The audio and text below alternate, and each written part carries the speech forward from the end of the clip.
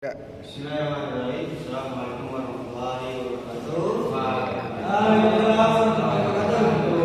Kami dari kelompok 3 ingin sedikit cerita atau podcast. Perkenalkan, nama saya Ahmad Benaki. Nama saya Muhammad Aton Ramadona. Nama saya Abdul Qadir Senahri. Nama saya Rafiq Maulana. Nama saya Direktur. Langsung saja podcast pagi hari ini kita mulai dengan membaca basmalah. Bismillahirrahmanirrahim. Langsung saja ke podcast yang hari ini. Silakan pertama. Nah, senang sekali saya bisa meluangkan waktu di sini.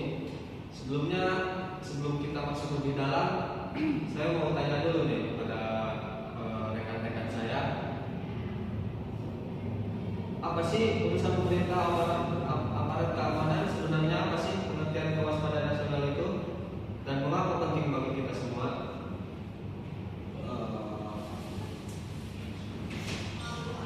Mungkin dari saya, saudara Anton, pertanyaan yang sangat bagus.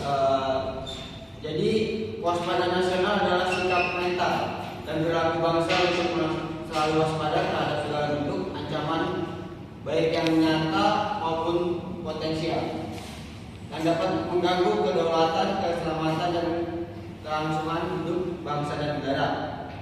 Nah, penting karena tantangan yang kita hadapi saat ini tidak hanya datang dari luar, tapi juga dari dalam. Ada ancaman ideologi radikal, diskreditasi bangsa, penyebaran berita palsu, hingga masalah keamanan seperti narkoba, terorisme, bahkan ancaman ekonomi yang bisa membuat bangsa kita tergantung pada negara lain. Wah, berarti sebenarnya kewaspadaan nasional ini bukan cuma tugas aparat, tapi tanggung jawab kita semua sebagai warga negara. Betul sekali, Anton. Justru peran masyarakat sangat penting karena mereka yang ada di garda terdepan aparat hanya bisa bertindak jika ada kesadaran bersama. Kalau kita semua waspada, kita bisa mencegah masalah sebelum membesar. Gitu, Pak. Oke, menarik sekali Ki. Nah, kalau kita lihat di era sekarang, terutama dengan perkembangan teknologi dan informasi yang begitu besar, apakah dari rekan-rekan saya sebelah kiri ada bentuk ancaman yang harus diwaspadai? Mungkin di era digital ini kita menghadapi ancaman yang sering disebut software. Contohnya penyebaran hoax, ujaran kebencian di media sosial, propaganda asing yang masuk lewat film atau budaya pop, hingga serangan cyber. Kadang masyarakat tidak sadar bahwa kita sedang diserang secara halus lewat ide-ide atau opini yang bisa mencegah persatuan kita. Oke, terima kasih Rafli. Jadi kadang ancaman nggak kelihatan ya. Bagaimana cara kita sebagai masyarakat bisa ikut membangun kewaspadaan itu, Rafli? Yang pertama, jangan gampang percaya pada informasi yang belum jelas kebenarannya. Jadi kita harus cek sumber klarifikasi, jangan langsung ikut menyebarkan. Kedua, kita harus saling mengingatkan, menjaga komunikasi yang baik antar warga, jangan mudah terprovokasi.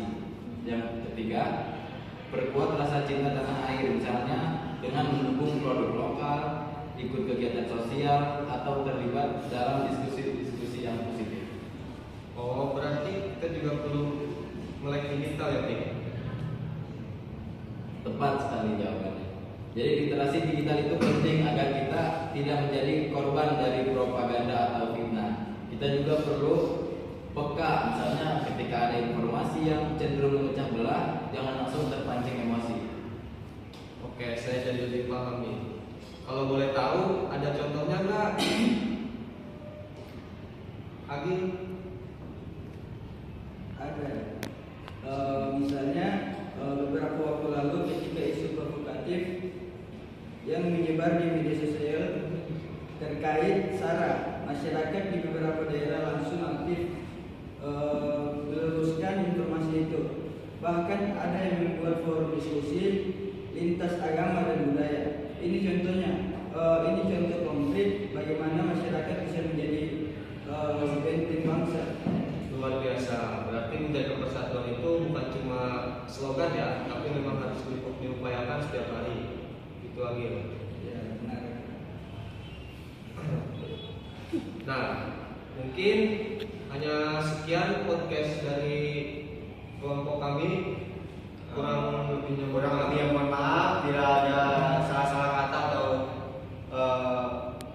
pembicaraan yang kurang baik atau kurang sopan, mohon dimaafkan. Bila itu walhidayah. Wassalamualaikum warahmatullahi wabarakatuh.